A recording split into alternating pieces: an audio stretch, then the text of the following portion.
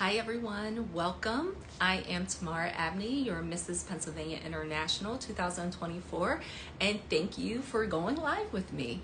I am so excited to host today Amanda Barnes. She is the Executive Director of the Healthy Steps Diaper Bank here in Pennsylvania. And this is what this platform is all about. It's about allowing us to amplify the voices of the people that are doing the work, of the organizations that are important to you and important to us and important to our community. So I'm really excited to have her. I met Amanda, some background. I met Amanda at the governor's residence, or the PA governor's residence, a couple weeks ago during menstrual hygiene week. We actually sat right next to each other. So I'm excited that she agreed to join me today to tell everybody about her organization. So I'm going to go ahead and let her in and let's get started. Hey, there she is. Hi, Amanda. I'm going to move this up just a tad.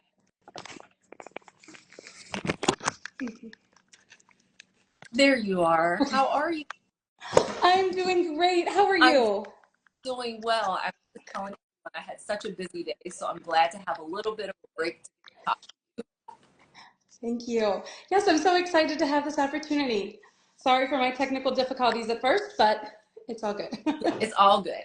It's all that's the beauty of social media, right? So at the end, we're still able to get our message out. Right? So, Amanda, I was giving everyone a little bit of background, and I said I had the honor of sitting right next to you at the governor's mansion when we were up there during menstrual hygiene week. We were there at the invitation of the First Lady, First Lady Shapiro, to be a part of the overall conversation of some organizations that are really doing the work, the on the ground boots work. So I thought it would be wonderful to have some of those organizations come on to my Mrs. Pennsylvania National page and let everyone know about the work they're doing. So thank you for taking me up on my invitation. Yes, thanks for this opportunity. I'm glad to just be able to talk about this because I think that's one of the biggest challenges is nobody wants to talk about menstruation, periods, feminine hygiene, whatever you want to call it. Nobody wants to say any of those words. Correct. So let's start off with, can you tell us a little bit about your organization and its mission in addressing menstrual equity? Sure. So we actually started as a diaper bank. So we were Healthy Steps Diaper Bank. We were founded in 2013 by Sue Spees. She read an article about diaper need and just was heartbroken hearing about babies who didn't have diapers here in our own community. So she did a needs assessment and found that South Central Pennsylvania was really struggling with diapers. And so she started Healthy Steps Diaper Bank. I don't believe when she started this, she ever thought how the diaper bank would evolve. But now Healthy Steps also is like many other diaper banks that realize we have a great distribution model in place. We have relationships already with social service agencies. Mm-hmm. We are dealing with an unmet need. I mean, nobody really wants to talk about diaper need either because nobody wants to feel like a bad parent. Well, nobody wants to talk about period poverty, period need, because it's just taboo. It's embarrassing, all of those things. So we just decided, like a lot of other diaper banks, we're already got this model in place. It just makes sense to help the families. And there's a lot of things that are pretty similar. I mean, both items, diapers and feminine hygiene products, keep people clean, dry, and healthy. None of those items are covered by WIC and SNAP. So a lot of our messaging was the same too, that we were really excited. We were supposed to start this in 2020, but life didn't go as expected for anyone in that year. So we waited until 2021 so that we could give this the best shot possible, just to try to get people in South Central Pennsylvania to know that menstrual equity is an issue here. You just think about, oh, that's somewhere else. That's not our community. Oh, no, it is. We really have an issue with that. And we need to address it, make sure people have the products that they need, and also start opening up conversations about it so that we can all work on viable solutions to it. So that's how we really came about. We started as a diaper bank, and so now we're still Healthy Steps Diaper Bank, but we really just shortened us to Healthy Steps because we do try to help many individuals in the family unit and individuals themselves. One thing that I think is very interesting is how did you start communicating to your community that you were offering period products? I had a conversation with an organization here in Pittsburgh that was trying to just figure out what their model would be like and how they could give these products to the people in their community. How did you start doing that? Did you like advertise? Did you start marketing? We started really with just talking and having one-on-one conversations. So we talked a lot with some social service agencies that we already had relationships with, asking them, do your families, do the individuals who come to you for services, do them or any other people that they interact with need period products? And once they were like, oh, well, maybe let me talk about it. So we just like started dropping little hints. Back around 2018, 2019, we started asking questions. We also reached out to a lot of other period banks to see what they were doing. What did they have success with? But it really just started with small conversations. And then anytime that we got in front of a group, we would, start with diapers, because who doesn't love hearing about babies? And then we could transition to, okay, but there is more than just helping babies stay clean, dry, and healthy. What about menstruators? How are they able to be clean, dry, and healthy? They also need assistance sometimes, or a little bit of help. So yeah, we just went back to a little grassroots and started with having basic conversations with people to get the interest out there. And then once we decided we were going to do this, and once we had our program developed and how we thought might work best, we also started reaching out to menstruators that we were helping, saying, okay, here's what we saw from our research, but what do you want? You're the one who's going to be getting this stuff from us. What is it that you want? I can't be telling you what all of, just because I like certain products doesn't mean that everyone else does. So we found that was the best way for us, is just to go back to the old, having a conversation with people and encouraging other people to kind of be ambassadors and talk about it too. Do you do any work with the schools in your area, or do you support any like student organization, like the Boys and Girls Clubs? Like what type of organizations do you find most request these products? Well, it's all over the board. So we have about 35 different social service organizations or pantries, places in the community. They're all a little different that families go. They're already going to a lot of these places. They're already getting things. So we found that partnerships for this way, for distributing it, was the best option for us. We are trying to reduce transportation barriers for anyone that we help. We don't want these menstruators to have to go to one more place. So where are they already going? And one way that we are helping the school age type menstruators is we work with the ELECT programs. Pennsylvania is a really unique state that has this wonderful program for pregnant and parenting teens. So we found that was our way in first, to try to hit some of them, because we have a lot of school nurses in our area who have kind of ways they do things, but we found that was a great in to get started and then see what else that there are. We also have in our community a number of school districts that have a pantry of some nature associated with them. So we have our products at those places. So when any member of that school district needs items, they can come to the pantry. They also can get period packets or diapers there too. So we just try to hit places where people are already going. We don't want to make one more stop and make it harder, because it can be embarrassing if somebody has to go and be like, hi, I'm new here, but I need some period products. And also, why are we making it harder for these things? Let the nonprofits partner together and make it easier so folks can get what they need at one time. Now tell me a little bit about your products, because sometimes I know as a provider myself, I tend to provide students with pads just for safety reasons. Have you noticed like a switch between pads and tampon requests? Are you giving full packages, or are you breaking down the packages and putting them into kits? Sure. We offer 4 different kinds of packets. So we have a pads only packet, which is regular pads, overnight pads, and liners. We also have a tampon pads mixed packet, which has regular pads, overnights, liners, and tampons. We have a teen packet, So it's just the smaller size ones. So it is the smaller size overnight and the smaller size day ones, just because sometimes those fit better and they feel more comfortable. And then we also have a postpartum packet for right after delivery. So it is those really thick ones. It is the ice packets, things like that, that you really need, but also, I mean, why do you want to go and buy the huge bag of tons of those thick ones when you're not going to go through it all with one child? So yeah, we offer all of those because we realize every menstruator is different in what they like, what they prefer. I will say though, we tend to stay away from giving under 18 the tampons, just because we're not always certain, since we're not the one handing them over to them, are they getting the education that they need? Now, every tampon packet, though, from us does have a copy of the insert that's in a box of tampons. We just make a copy of that and throw that in there just in case. But that is something that we are struggling with, is trying to make sure that an education piece is there, especially for the younger ones who may not have maybe a family situation, a mentor situation, anything like that, to start having these kinds of discussions. So I know we love the Sister Friend website. I've been sharing that with people because you have a great resource there, some fun videos. You have links to other articles and books that can be just a great resource.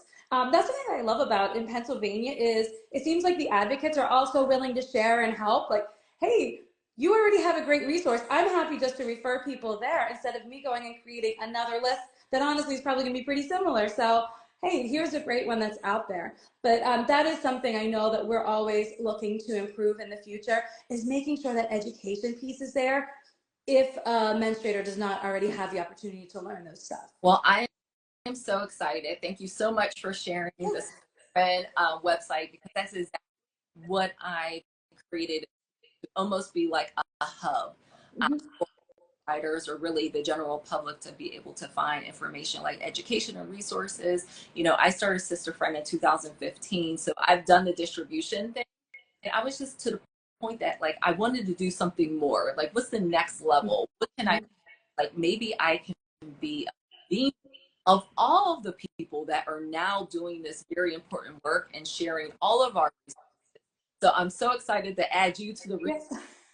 because it's not just one organization doing the work. I mean, there is enough period poverty, and there's enough women, girls, men to affect and touch in a positive way, that it takes all of us to do the work, and we should all be working together. So thank you for that. Yes. Yeah, and thank you for having that resource available to us. That is so great. And I just love, 'cause I think one of the biggest challenges we face is nobody wants to talk about this.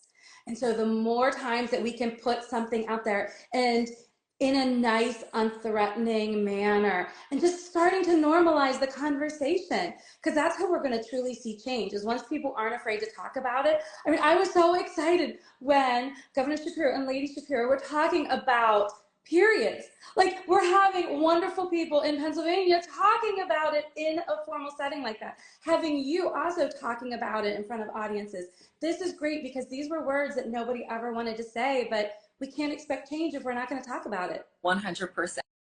Like, say, it's not going to hurt anything. Say, Yeah. say blood. I always say it's so interesting that people have the taboo around periods and blood, but we can watch horror movies, we can watch up movies or television shows, we can watch medical programs. There's a blood everywhere, so we shouldn't be so sensitive about something that happens to more than population out there. It's a naturally bodily function. So Yeah. yes, I should be talking about this, because when we don't talk about it, then we stigmatize it, right? When we don't talk about it, people don't donate the products, which places a burden on organizations, and not only organizations, but it puts a burden on our families and our young people, that they're just looking to manage their period. They don't want to keep it a secret, and then when we do that, then psychologically it hurts them mentally, because they're thinking about all these other things besides just thinking, like, I need to go to school and get good grades. They're Yeah. thinking, am I going to bleed through my clothes, or do I have to go to a school nurse and ask for something, or I feel feel bad because my family can't provide this, so now I'm going to use toilet paper or paper towel or, Mhm. newspaper, and old rags. So, this is so important, and we're going to continue to have these conversations. So, Amanda, I want you to talk about your area. First of all, I don't know if we told everyone where you're located, but a little bit about the needs that you saw in the community where you're at, and also how can someone get involved? Are there volunteer opportunities? Are you accepting donations? How does that process work? Sure. Yeah, so we're here in South Central Pennsylvania. So we help families in Cumberland, Dolphin, Lancaster, Perry, and York. So the capital city and then the counties right around it. And the way we work is through distribution. But yes, we have to first, before we can distribute the products out, we need them to come in. So we love whenever, and perhaps a company, a social club, a group of friends wants to host a period drive. Uh, we even had someone who just like invited a bunch of friends over for a little happy hour, and everyone was supposed to bring something. So people will bring, a box of tampons, a package of pads. But if everyone brings something, by the end, she had a really nice collection. So we love those donations because that's how we then can get them back out to the families who need them. We also have collection bins throughout our service area. All of that can be found on our website, which is healthystepsdiaperbank.com. We have a list of places where if you're ever out and about and just want to drop in a donation in one of those boxes, you can. And we have volunteers who will collect them and bring them to us. And then because everything comes in different quantities, different types, and since we make our packets, we do have volunteers come to the warehouse space that we rent and create these packets. So that's really cool too, because when we first started offering them, I have to say we would offer to people, do you want to wrap diapers or do you want to make some period packets? And people generally would go to the diapers. But now we're seeing more and more people, whenever we give them the option, they're like, oh, I will do the period stuff. Like, let me have it. Let me try this. So that's been really great too. They go ahead and create the packet, make the mix of them all, and we put them in some discreet packaging. So if someone is a little bit more concerned, like they don't have to walk out like holding, some loose pads or anything like that. It's all very discreet. But they can also put a little love note on the outside, some positive words of encouragement or something. So that's been really great, having that opportunity for folks to come in and truly see what's happening. Because once they make a packet, I think it all seems a bit more real too. Like, oh yeah, so this is what somebody's going to receive. This is what somebody doesn't have every month. This is what they're trying to go without or use toilet paper in place of, or whatever the situation is. So that's been really great. We love whenever volunteers come, and whenever people donate. Yeah. Awesome. Well, that's a good segue to say if you go to the sisterfriend.org website, backslash to my platform page, period. And on that page, there's actually a link to a period party challenge toolkit. And the period party challenge is just basically what I just said. It's all to have period parties within your home, within your workplace, with your friend. Amanda just gave you a perfect example of someone even had like a happy hour where everyone brought Mhm. product. So I try to make it as easy as possible for you. I have a letter that you can send to an organization like Healthy Steps Diaper Bank and say, hey, my name is Tamara. I would really love to do a period party for you. Will you accept my donation? So an email template that you can send. So Amanda can say, yes, please. Yeah. And then I have templated information in there so that you can send it to your friends, making the request. And then I have a nice letter, so many letters, that you can then package all of your products up that you're going to collect, because I know you're going to collect hundreds of them. And then you can send them to Amanda with a nice note saying, yes, I am Tamara and I've collected X amount of products and for accepting my donation. So we try to make it as easy as possible for people to take part in this challenge. We ask you to do this, take pictures, share it on social media, make sure that you tag your organization that you're donating it to, and also tag me so that I can share it with everyone. Because the more that we can show that people are having parties and making the donations, it is our hope that you will inspire other people to do this. Mhm. Heard it directly from Amanda organization that these donations that you collect actually do make a difference. They actually get taken into the community. So I challenge everyone to find the organizations. Maybe it's not a man, maybe it is, but maybe it's the organization down the street from you. It's the Girls Inc. down the street. It's the Boys and Girls Club. It's your local middle school or your local church that you're able to collect donations for and turn it over to them because they would really, really appreciate it. Is that right, Amanda? Absolutely. There are so many places that are happy to collect them and get them back out to any menstruator who needs them. So, yes, and thank you for making it so easy for folks. That's the goal. We want to make it as easy as possible. That was one thing that was really important to me is that if I wasn't collecting donations as Sister Friend anymore, I wanted to encourage other people to do it and for them to find organizations that matter to them. I have a lot of organizations that matter to me, but the organizations that matter to me may not be down the street or that affect your local community. And we really want to make it a global movement, an international movement, so that it really is about everyone taking it within their own hands and making a difference as well. So Amanda, in our couple of minutes that we have left now, I'll let you go back to doing your very important work. How can we help? How can we get in touch with you? And what are some of the things that you're looking forward to this upcoming year when it comes to affecting menstrual equity? So our website is healthystepsdiaperbank.com, and that's a great resource. There's links on there to sign up to volunteer. We have open volunteer hours. Plus, if you ever have a group of friends or coworkers, we love to have private groups come in too, and it can be just a fun event. It's nothing overly stressful or that takes a lot of thought, so you can still socialize if you want. It's just a really fun atmosphere and a great time to come in and do some good work. We also have an Amazon wish list that you'll find on our website. So if you want to support us, but you're not able to get to one of our collection boxes or not able to get to the store, shop on Amazon and it arrives directly at our warehouse for us. So there's lots of ways to get involved. We're having our annual Attitude of Gratitude event in October. And anyone who's around South Central Pennsylvania, we would love to have you join us at that event. It's just a fun night to raise awareness about diaper need and period poverty here in our community. Because a lot of times people don't always realize it. So we encourage our current supporters to bring some friends. And once they're around all of us and hear us talking about it, they kind of get it and realize, wow, these are two silent crises here. Why are they silent? Let's talk about it. Let's try to find some great solutions and ways to end it. But yes, we love to have people come volunteer with us. Also, follow us on social media. My coworker does a great job of posting pictures of different groups who come in, or anytime she learns something new or hears something, she'll post about it just to kind of keep us out there and keep everybody up to date on what's happening with us. So we're grateful for that, that if you like social media, we're on all the different platforms so you can kind of see what's happening with us. But the social media and website are the best ways to learn about us.